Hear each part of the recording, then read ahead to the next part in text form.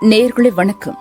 இது கொங்கு சமுதாய வானொலி பண்பலை 90.4 அலைவரிசை கொங்கு பொறியியற் கல்லூரி வளாகத்திலிருந்து ஒளிபரப்பாகி வருகிறது. நேயர்களே, நமது கொங்கு சமுதாய வானொலி 90.4 அலைவரிசையில் இது ஆண்டோர்களுக்கான ஒரு விழிப்புணர்வு நிறைந்த சிறப்பு நிகழ்ச்சி. அனுபவங்களாலும் வயதாலும் பக்குவப்பட்ட ஆண்டோர்களின் சிறப்பு தகவல் நிறைந்த விழிப்புணர்வு நிகழ்ச்சி. இந்திய அரசாங்கத்தின் அறிவியல் மற்றும் தொழில்நுட்பத்துறை என்னும் டிபார்ட்மெண்ட் ஆஃப் சயின்ஸ் அண்ட் டெக்னாலஜியால் நிறுவப்பட்ட விக்ஞான் பிரசாத் என்னும் துறை மற்றும் அழகப்பா பல்கலைக்கழகம் இணைந்து வழங்கும் 60 வயதுக்கும் மேற்பட்ட ஆண்டோர்களை உள்இணைக்கும் புதுமையான சமுதாய வானொலி நிகழ்ச்சி அனுபவ்.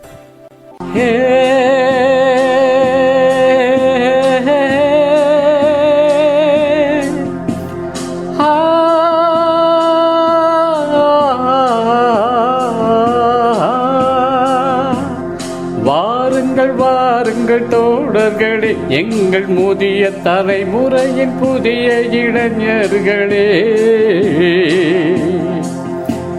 வாருங்கள் தோழர்களே, எங்கள் முதிய தலைமுறையின் புதிய இளைஞர்களே.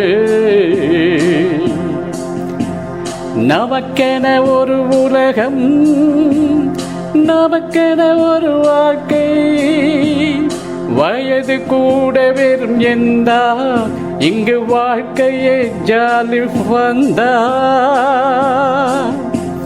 வாருங்கள் தோழர்களே, எங்கள் முதிய தலைமுறையின் புதிய இளைஞர்களே. 25 செய்தோம் புரட்சி,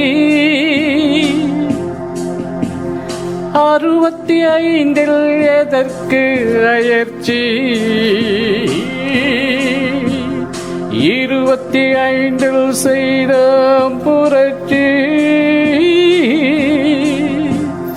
65 எதற்கு அயற்சி. எழுச்சியோடு ஓடி வாங்க, ஆடலாம் பாடலாம், நம் தனித்திறனை காட்டலாம். பாடல் பாடி மகிழ்ச்சியோடு தலையாட்டலாம். அறிவியல் அறிந்து கொள்வோம், வானியல் தெரிந்து கொள்வோம், விண்வெளியில் கூட வீடு கட்டி வாழலாம். வாருங்கள் தோழர்களே, எங்கள் முதிய தலைமுறையின் புதிய இளைஞர்களே. தள்ளாத வயதை தடை செய்வோம், தளராத மனத்தோடு நடை செய்வோம். 1000 உண்டிங்கு அனுபவங்கள் அள்ளி வழங்கிடுவோம். வாருங்கள் கடமைகளை முடித்த கையோடு, உங்கள் கனவுகளை சுமந்து இங்கு வாருங்கள்.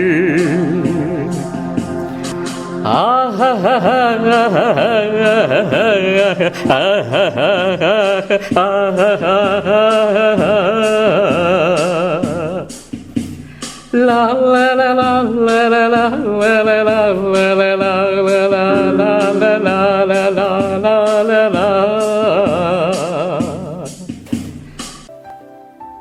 இந்நிகழ்ச்சியின் மூலம் அறிவியல் துறையில் சாதனை படைத்த ஆண்டோர்களின் அனுபவங்கள் மற்றும் அறிவியல் துறையில் கைதேர்ந்த வல்லுநர்களின் புது அறிவு மற்றும் பொது அறிவுகளை குடிமக்களுடன் பகிர்ந்து கொள்ளும் முயற்சியே இந்த நிகழ்ச்சி.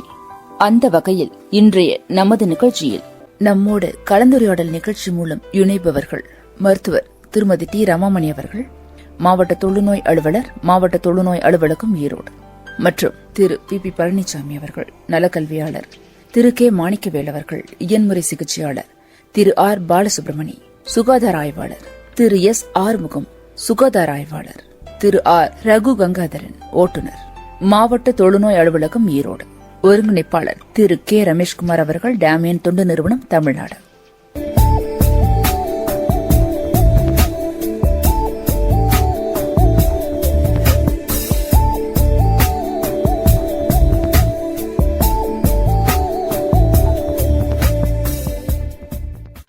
அனைவருக்கும் வணக்கம். நான் ஈரோடு மாவட்ட தொழுநோய் மருத்துவ அலுவலர் deputy director leprosy doctor Ramamani பேசுறேங்க.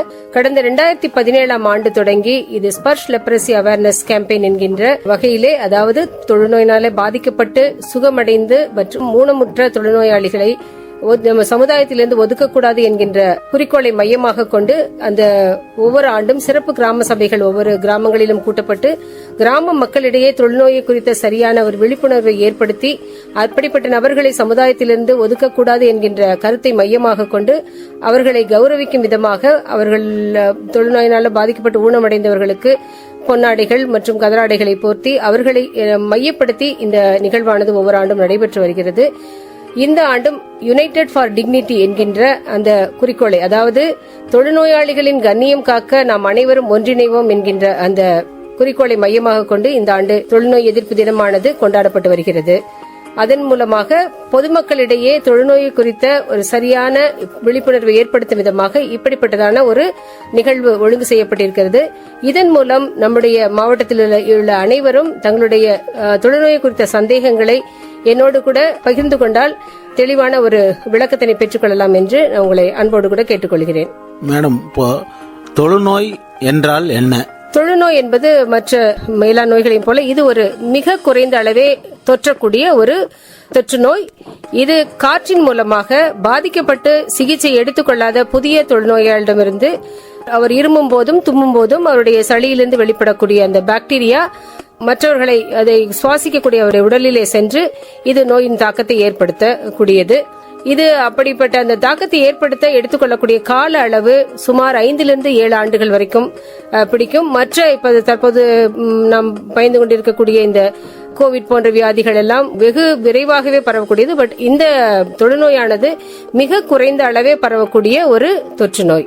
மைக்கோபாக்டீரியம் லெப்ரே என்கின்ற நுண்கிருமியினால் இது பரவுகிறது. தொழுநோய்க்கு காரணம் என்னங்க மேடம்? ஏற்கனவே கேட்ட கேள்விக்கு நான் பதில் சொன்னது போல இது மைக்கோபாக்டீரியம் லெப்ரே என்கின்ற ஒரு நுண்கிருமியினால, ஒரு பாக்டீரியா கிருமியினால காற்றின் மூலமாக பரவக்கூடிய ஒரு நோய். இது பாதிக்கப்பட்ட நபர், புதிய நோயாளி, பாதிக்கப்பட்டு சிகிச்சை பெறாமல் இருக்கக்கூடிய ஒரு புதிய நோயாளியுடைய ரத்த சளியில இருக்கக்கூடிய கிருமியின் மூலமாக அவர் இருமும் போதும் தும்மும் போதும் காற்றிலே கலக்கிறது. அந்த காற்றினை சுவாசிக்கக்கூடிய நபர்களுக்கு, நோய் எதிர்ப்பு சக்தி குறைவான நபர்களுக்கு இந்த நோய் ஏற்படுவதற்கு வாய்ப்பு இருக்கிறது. மேடம், தொழுநோய் எப்படி பரவுகிறது?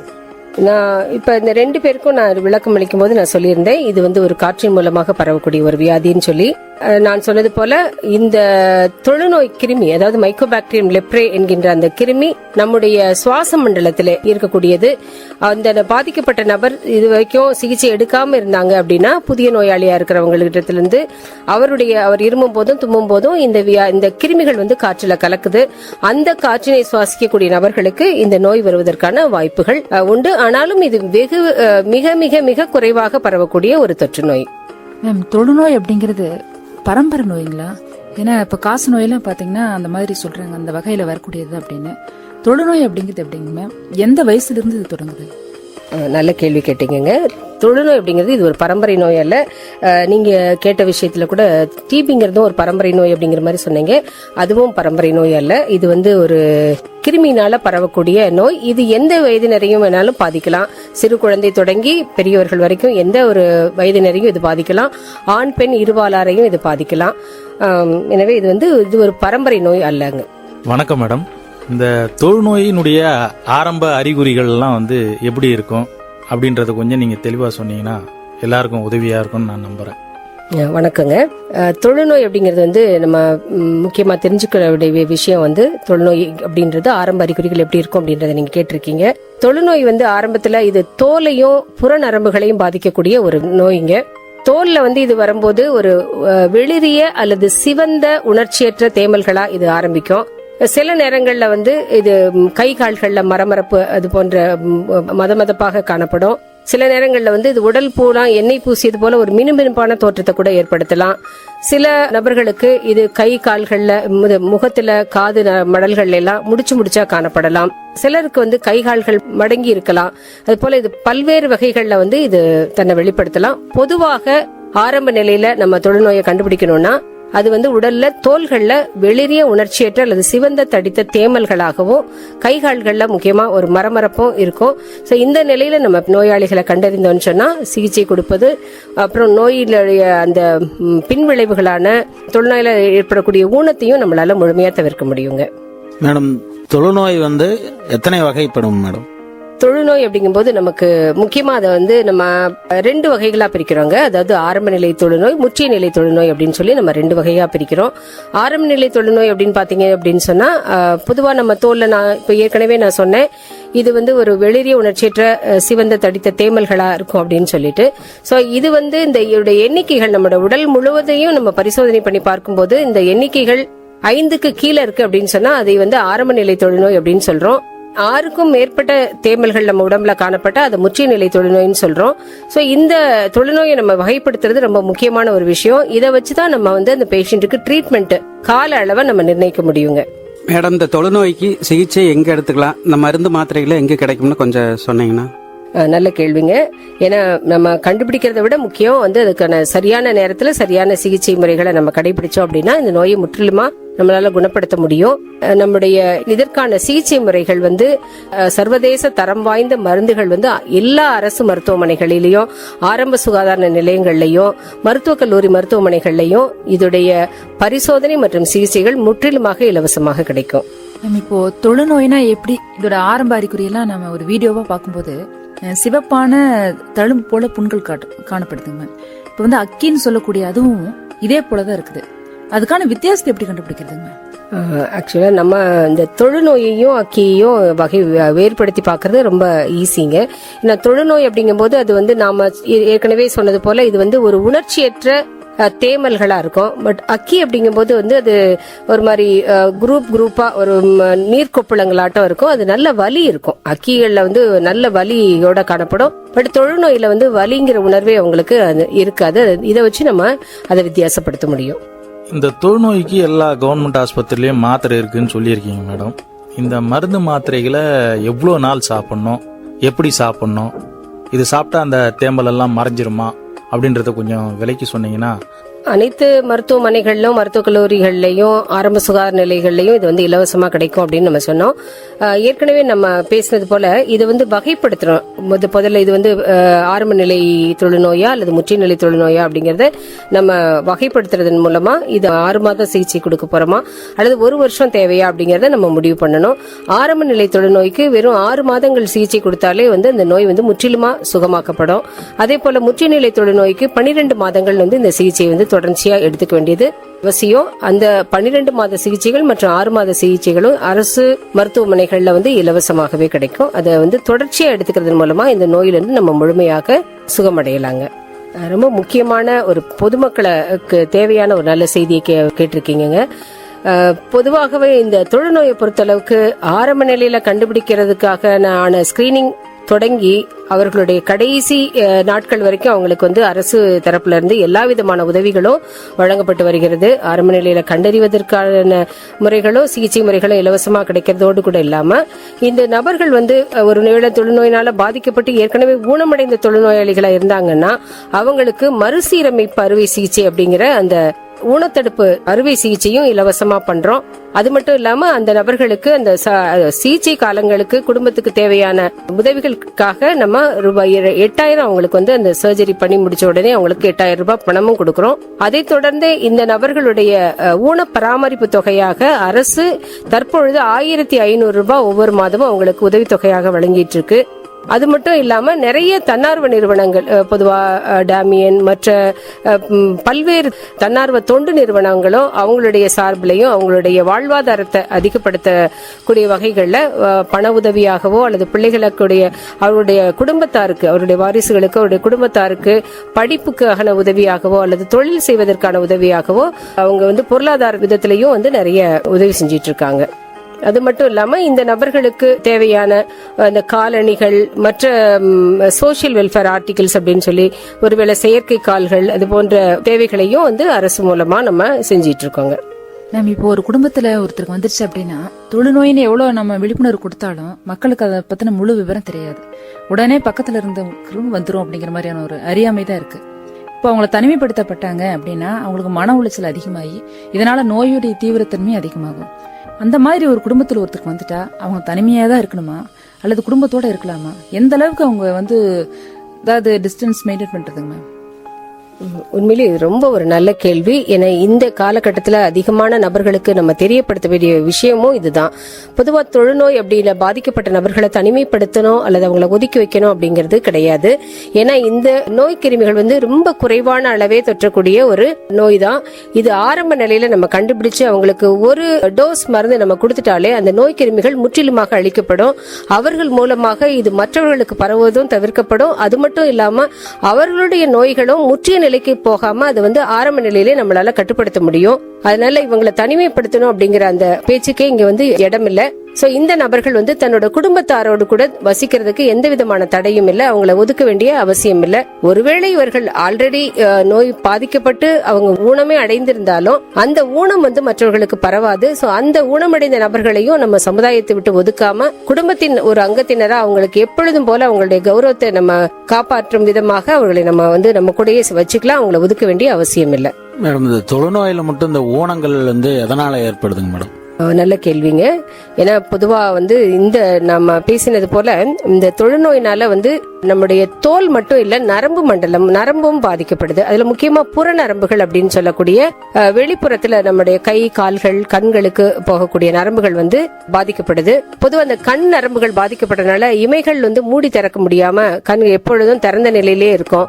ஒரு நபர் வெளியில போய் வரும்போது அந்த காற்றுல வரக்கூடிய தூசிகள் கண்ணில் படும்போது நார்மலா இருக்கவங்க கண்களை இமைகளை மூடும் போது அந்த தூசிகள் கண்ணுக்குள்ள போகாம இமைகள் தானாகவே முடிக்கும். ஆனா இப்படிப்பட்ட அந்த பாதிக்கப்பட்ட நபர்களுக்கு அந்த இமைகள் மூடி திறக்கக்கூடிய அந்த செயலை இழந்து போறதுனால எப்பொழுதும் கண்கள் திறந்த நிலையிலே இருக்கிறதுனால தூசிகள் படுவது மற்ற ஏதாவது காயங்கள் படுறதுனால வந்து பார்வை இழப்பு ஏற்படலாம். அதே போல கை கால்கள்ல இருக்கக்கூடிய நரம்புகள் பாதிக்கப்படுறதுனால கையில முக்கியமாக கிளா ஹேண்ட் அப்படின்னு சொல்லிட்டு இந்த கைகள் கொக்கிகளை போல அப்படி மடங்கி போயிடும். சோ அதுதான் முக்கியமா வந்து அந்த நபர்களை வந்து தொழுநோயாளிகள்னு நம்மளுக்கு அடையாளப்படுத்துறதே வந்து இந்த கிளா ஹேண்ட் அப்படிங்கிற கூடிய அந்த ஒரு ஊனம் தான். சோ இதுவும் வந்து அந்த கைகளோட நரம்புகள் பாதிக்கப்பட்டு ஆரம்ப நிலையில அது சரியா நம்ம அவர்கள் அதை அட்ரஸ் பண்ணாம விடுறதுனால, கவனிக்காம விடுறதுனால அந்த கைகள் வந்து முற்றிய நிலையில மடங்கி போகுது.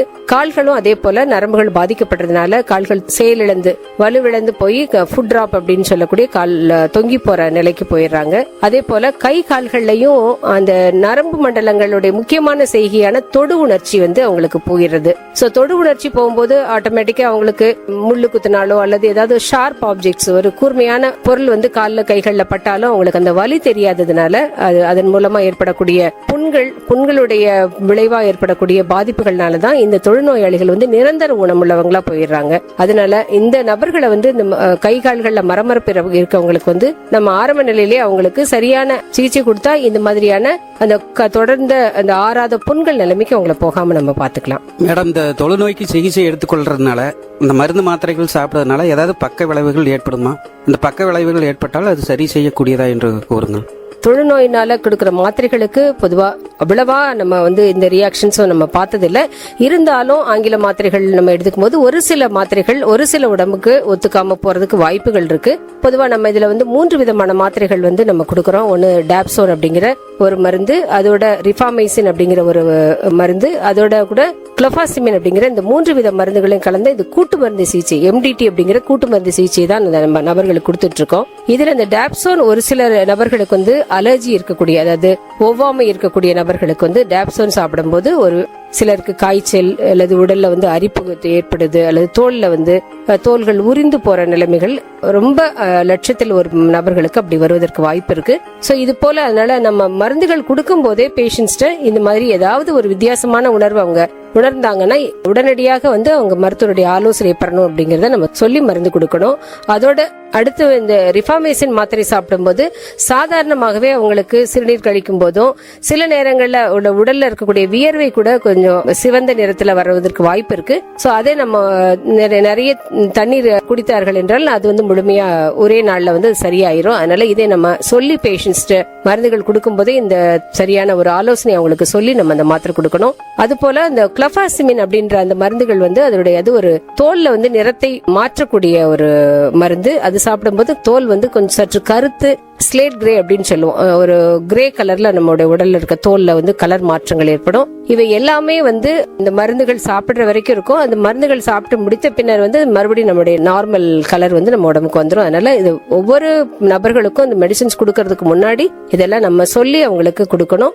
அதோட சில சீரியஸ் காம்ப்ளிகேஷன்ஸும் வரலாம். பட் அது அதிகமா இது வரைக்கும் நம்ம ரிப்போர்ட் பண்ணதில்லை. இருந்தாலும் ஜாண்டிஸ் மற்ற இந்த தோல்ல நான் சொன்னது போல ஒரு தோல் உரிந்து காணப்படக்கூடிய ஒரு நிலைகள்லாம் வருவதற்கும் வாய்ப்பு இருக்கு. சோ இதெல்லாம் வந்து நபர்களுக்கு நம்ம நோயாளிகளுக்கு மாத்திரைகள் கொடுக்கும் போதே இது போன்ற ஏதாவது வித்தியாசமான பக்க விளைவுகள் காணப்பட்டா உடனடியாக மருத்துவரின் ஆலோசனை பெறணும் அப்படின்னு சொல்லி நம்ம கொடுக்கணும். இதற்காகத்தான் நம்ம வந்து என்ன பண்றோம் அப்படின்னா ஃபர்ஸ்ட் டே இந்த பேஷண்ட்ஸ்க்கு ட்ரீட்மெண்ட் ஸ்டார்ட் பண்ணும்போதே நம்மளுடைய சூப்பர்விஷன் நம்முடைய கண்காணிப்புல அவங்களுக்கு அந்த சூப்பர்வைசரி டோஸ் அப்படிங்கிற அந்த முதல் நாள் மருந்தை நம்முடைய கண்காணிப்புல நம்ம அவங்களுக்கு கொடுத்துட்டு இருக்கோம்.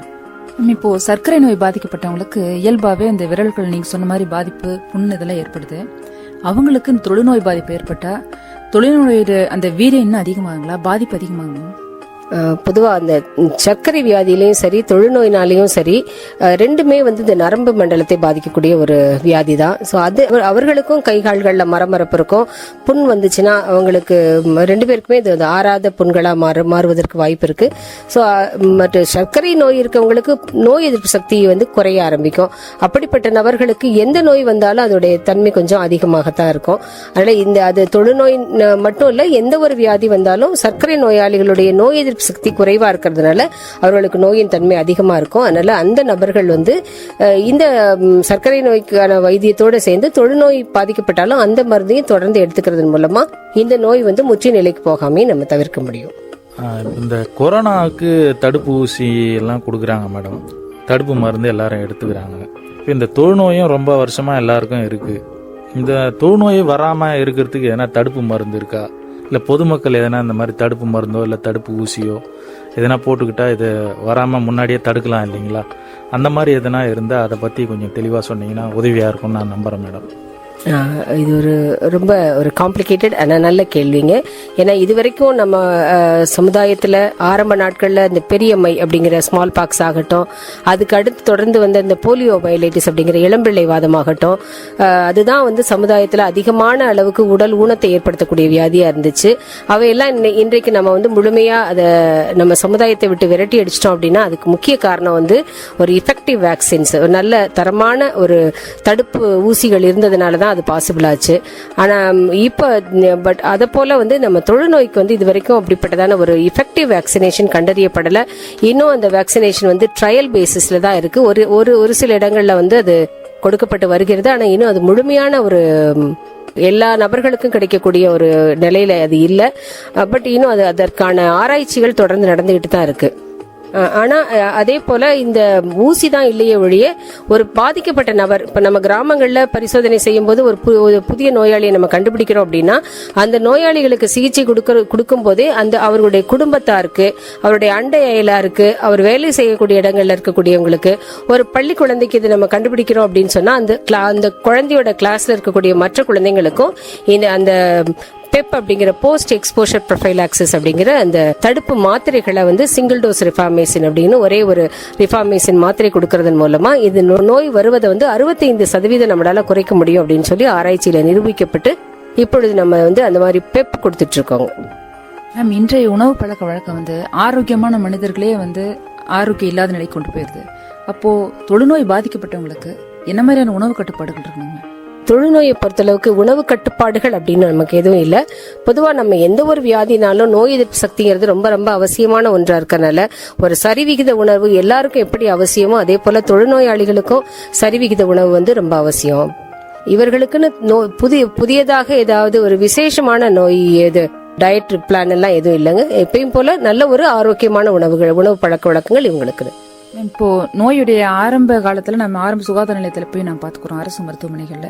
இப்போ அவங்களுக்கு அந்த நோயுடைய பாதிப்பை என்னன்னு தெரியாம கொஞ்சம் முற்றிய நிலையில போனா எந்த மருத்துவரை போய் ஆலோசனை பண்ணாங்க? நல்ல கேள்விங்க. ஆரம்ப நிலை அதுதான், அதனாலதான் நம்ம அடிக்கடி சொல்லிட்டு திரும்ப சொல்றது வந்து ஆரம்ப நிலை சிகிச்சை வந்து உடல் ஊனத்தை தவிர்க்கும் அப்படின்னு சொல்லி நம்ம ஒவ்வொரு இதுலயும் அது ஒரு ஸ்லோகனாவே சொல்லிட்டு இருக்கோம். நீங்க சொன்னது போல ஏன்னா இதுல வந்து வலி உணர்ச்சியே இல்லாதனால அந்த நபர்கள் நிறைய நேரங்கள்ல பாத்தீங்கன்னா அந்த அவர்கள் தானா வந்து அந்த ஆரம்ப நிலையில வரமாட்டாங்க. ஒண்ணு அதுல இருந்து எந்த பிரச்சனையும் இருக்காது, அவங்களுக்கு வலியோ இல்ல வீக்கமோ இல்ல எரிச்சலோ இல்ல அரிப்போ அது மாதிரி எந்த தொந்தரவும் இல்லாதனால அவங்க ஆரம்ப நிலையில வரமாட்டாங்க. ரெண்டாவது அவங்க இதுக்கு வந்து அவ்வளவு முக்கியத்துவம் கொடுக்காதனாலையும் வரமாட்டாங்க. அப்படி முற்றிய நிலையில வரும்போது கை கால்கள் மடங்கி இருக்கக்கூடிய நிலைமையில வரும்போது அவர்களுக்கும் நம்மளால வந்து இந்த மறுசீரமைப்பு அறுவை சிகிச்சை அப்படிங்கிற ஒரு சிகிச்சை முறை இருக்கு. அதாவது கை கால்கள் மடங்கி இருக்கு அப்படின்னு சொன்னா அவங்களுக்கு அதை நேர் செய்து அவங்களுக்கு அதை சீரமைப்பு அறுவை சிகிச்சை பண்றதுக்கு வாய்ப்புகள் இருக்கு. அதற்கு அவங்க வந்து ஒவ்வொரு மாவட்டத்திலையும் டிஎன்டி டீம் அப்படின்னு சொல்லிட்டு இந்த டிஸ்ட்ரிக்ட் லெப்ரசி ஆபீசர் மாவட்ட தொழுநோய் அலுவலருடைய தலைமையின் கீழே ஒரு குழு இருக்கு. அந்த குழு வந்து ஒவ்வொரு வாரமும் வந்து குறிப்பிட்ட ஒவ்வொரு பகுதிகளையும் வந்து விசிட் பண்ணுவாங்க.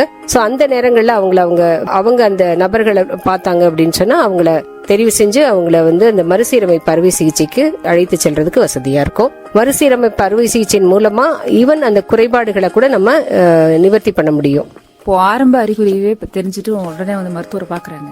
அவங்க குறைஞ்சபட்சம் எத்தனை நாட்கள் வந்து அவங்க மருத்துவ சிகிச்சை எடுத்துக்கிட்டா சாதாரணமா அவங்க ஒரு தன்னம்பிக்கையோட வாழ முடியும்? ஏன்னா மனசு முதல்ல பாதிக்கப்படுறது உடலை விட அதிக வேகமா மனசு பாதிக்கப்படும். அதுல இருந்து அவங்க நாம குணமாயிட்டோம் அப்படிங்கிற ஒரு நம்பிக்கையும் ஒரு தெளிவும் வரணும் அப்படின்னா அவங்க எத்தனை நாள் சிகிச்சை எடுத்துக்கிறாங்க? தொழுநோயை பொறுத்தளவுக்கு இந்த மனதளவு பாதிப்பு தான் ரொம்பவே அதிகமான ஒரு விஷயமா இருக்கு. இந்த நபர்கள் வந்து முழுமையா குணமடையணும் அப்படின்னு சொன்னா நான் சொன்னது போல அந்த ஆரம்ப நிலையில இருக்கக்கூடிய தொழுநோய்னா 6 மாத சிகிச்சையும், கொஞ்சம் முற்றிய நிலை தொழுநோயா இருந்ததுன்னா 1 வருஷ சிகிச்சையும் ரொம்ப அவசியம்.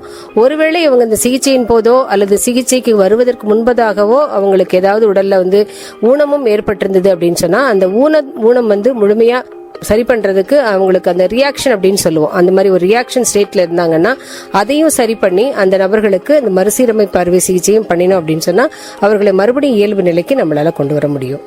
இப்போ மனசளவுல பாதிக்கப்பட்டவங்களுக்கு அவங்களுக்கு ஒரு விழிப்புணர்வு கவுன்சிலிங் மாதிரி ஏதாவது கொடுக்குறீங்களா? அந்த மாதிரி அரசு ஏற்பாடு எதாவது பண்ணிருக்கீங்களா?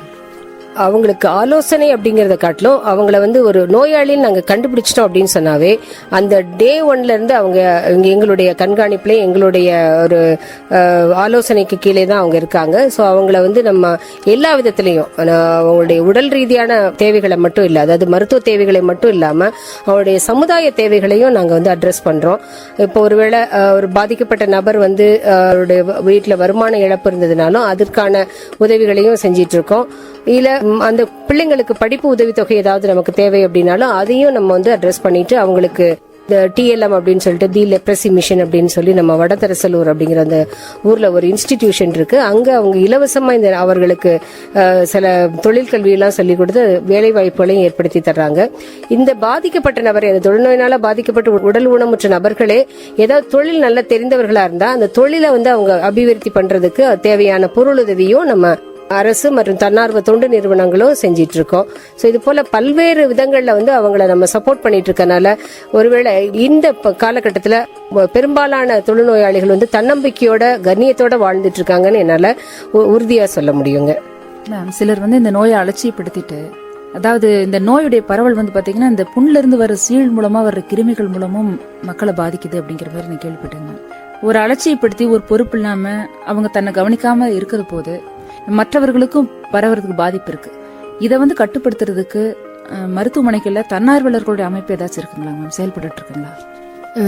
நீங்க சொன்னது போல இந்த புண்கள்ல இருந்து வரக்கூடிய சீழ்ல இந்த கிருமிகள் பரவுது அப்படிங்கிறது வந்து தவறான கருத்து. ஏன்னா நான் ஏற்கனவே சொன்னேன், இந்த நோய் பாதிக்கப்பட்ட நபர்கள் சிகிச்சை எடுத்துட்டாங்கனாலே இந்த கிருமிகளுடைய பரவும் தன்மை முற்றிலுமா தடுக்கப்படுதுங்க. அந்த நீர்ல இருந்து அது வந்து மற்றவர்களுக்கு அந்த நோய் பரவாது. இருந்தாலும் நாங்க செல்ஃப் கேர் பிராக்டிசஸ் அப்படின்னு சொல்லி தன்னைத்தானே அவர்கள் பாதுகாத்துக் கொள்வதற்கான செல்ஃப் கேர் பிராக்டிசஸையும் எங்க ட்ரீட்மெண்டோட ஒரு பகுதியா வந்து இதை நாங்க செஞ்சிட்டு இருக்கோம். சோ ஒருவேளை பாதிக்கப்பட்டு நீங்க சொன்னது போல கை கால்கள்ல ஆறாத புண் இருந்துச்சு அப்படின்னு சொன்னா அவங்கள ஒவ்வொரு மருத்துவமனைகள்லையும், இப்ப ஈரோடு மாவட்டத்தை எடுத்துட்டீங்கன்னா ஈரோடு மருத்துவமனை, இப்ப பவானி மருத்துவமனை, சத்தியமங்கலம் மருத்துவமனையில அரசு மருத்துவமனைகள்ல வந்து TH வார்டு அப்படின்னு சொல்லி டெம்பரரி ஹாஸ்பிட்டலைசேஷன் வார்ட்ஸ் தொழுநோயாளிகளுக்கான பிரத்யேக வார்டு இருக்கு. அங்க அவங்கள உள்நோயாளிகளை அனுமதிச்சு அந்த புண்கள் முற்றிலுமா ஆறும் வரைக்கும் அவங்களுக்கு அங்க ரெஸ்ட் கொடுத்து நல்ல ஒரு உணவுகளும் கொடுத்து அவங்கள நாங்க சுகப்படுத்தி அனுப்புறோம். ஒருவேளை வீட்டுல இருக்கும்போது அவர்கள் வெளியில் நடந்து போறப்போ புண்ணு வர்றதுக்கு வாய்ப்பு இருக்கு, இல்ல அடுப்புகள்ல வேலை செய்யும் போது பெண்களுக்கு காயங்கள் வருவதற்கு வாய்ப்பு இருக்கு அப்படின்னு சொன்னா அவங்களுக்கு செல்ஃப் கேர் பிராக்டிசஸ் வந்து நம்ம சொல்லி கொடுக்கிறோம். எந்த வேலை செஞ்சாலும் கவனமா செய்யணும். முக்கியமா வந்து சூட்ல வேலை செய்யும் போதோ அல்லது வெளியில நடந்து போகும்போதோ கம்பல்சரியா அவங்க கைகளை பிடித்துணி வச்சு செய்யணும். காலில் காலணிகள் அணிந்து போகணும் அப்படின்னு சொல்லிட்டு ஈவன் அரசு துறைகள்ல அவங்களுக்கு எம்சிஆர்னு சொல்லக்கூடிய மைக்ரோசில்லர் ரப்பர் செப்பல்ஸும் வருஷத்துக்கு 2 தவணைகள்ல நம்ம அந்த பேஷண்ட்ஸ்க்கு கொடுத்துட்டு இருக்கோம். சோ இந்த மாதிரியான ஒரு அவங்களுடைய நோய் முற்றக்கூடிய அளவுக்கோ இல்லைன்னா உடல்கள்ல ஊனம் ஏற்படாத அளவுக்கோ எப்படி தங்களை பாதுகாத்துக்கணும் அப்படிங்கிற செல்ஃப் கேர் பிராக்டிசஸ் சொல்லி கொடுத்து அவங்களுக்கு தேவையான மருந்து மாத்திரைகளும் நாங்க செல்ஃப் கேர் கிட் அப்படின்னு சொல்லி மருந்துகளும் கையில நாங்க கொடுத்துறோம். அதனால இப்ப வரக்கூடிய காலகட்டங்கள்ல அது போல அதிகமான அளவுக்கு இந்த ஆறாத புண்கள் யாருக்கும் இல்லாத அளவுக்கு நாங்க ஒரு டிஸ்ட்ரிக்ட் நியூக்ளியஸ் டீமா மாவட்ட தொழுநோய் அழகா நாங்க இருந்து இந்த ப்ரோக்ராம்ஸ் ரொம்ப சிறப்பாக பண்ணிட்டு இருக்கோங்க. இப்போ கர்ப்பிணி பெண்களுக்கு தொழுநோய் பாதிக்கப்பட்ட குழந்தையை பாதிக்குங்களா? கர்ப்பிணி பெண்ணுக்கு இதனால எந்த மாதிரியான பாதிப்புகள் உண்டாகுங்க? இது வரைக்கும் டிரான்ஸ்பிளாசென்டல் டிரான்ஸ்மிஷன், அதாவது கருவுல இருக்கக்கூடிய குழந்தைக்கு தொழுநோய் பாதிப்பு வருவதற்கான வாய்ப்புகள் இல்ல. ஆனாலும் இந்த நபர்கள் பொதுவா நம்ம தொழுநோய் அப்படின்னு கண்டுபிடிச்சா எந்த ஒரு கர்ப்பிணிக்கும் நம்ம முதல் 3 மாதங்களுக்கு அதிகமா நம்ம மருந்து மாத்திரைகள் கொடுக்க மாட்டோம். அதனால இந்த நபர்களுக்கு 4வது மாதத்துல இருந்து அவங்களுக்கு அந்த சிகிச்சை முறையை நம்ம ஆரம்பிக்கலாம். இது கருவுல இருக்க குழந்தைய பாதிக்கிறது இல்ல. மேடம், இப்ப இந்த தொழுநோயால பாதிக்கப்பட்டு இந்த ஊனமா இருக்கிறவங்க வாழ்ந்துட்டு இருக்காங்க சமுதாயத்துல.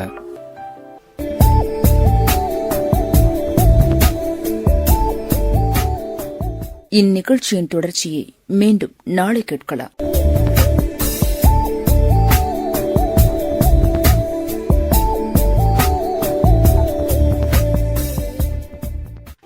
நேர்களை நமது கொங்கு சமுதாய வானொலி பண்பலை 90.4 அலைவரிசையில் நீங்கள் இதுவரை கேட்டுக்கொண்டிருந்த நிகழ்ச்சி ஒரு சிறப்பு விழிப்புணர்வு நிகழ்ச்சி.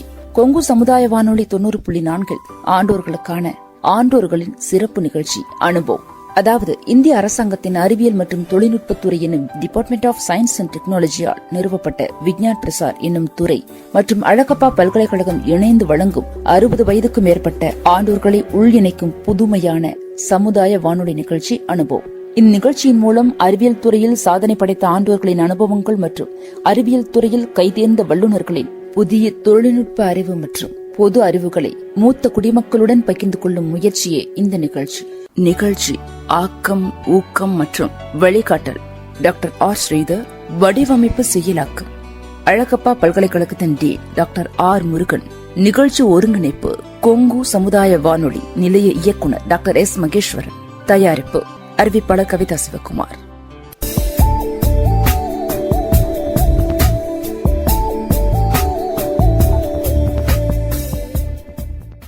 நேர்களை நமது கொங்கு சமுதாய வானொலி பண்பலை 90.4 அலைவரிசையில் நீங்கள் இதுவரை கேட்டுக்கொண்டிருந்த நிகழ்ச்சி ஒரு சிறப்பு விழிப்புணர்வு நிகழ்ச்சி.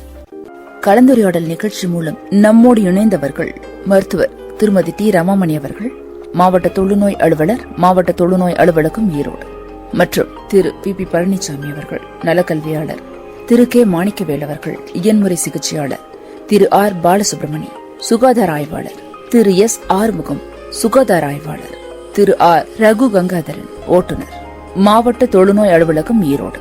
ஒருங்கிணைப்பாளர் திரு கே ரமேஷ்குமார் அவர்கள், டேமியன் தொண்டு நிறுவனம் தமிழ்நாடு.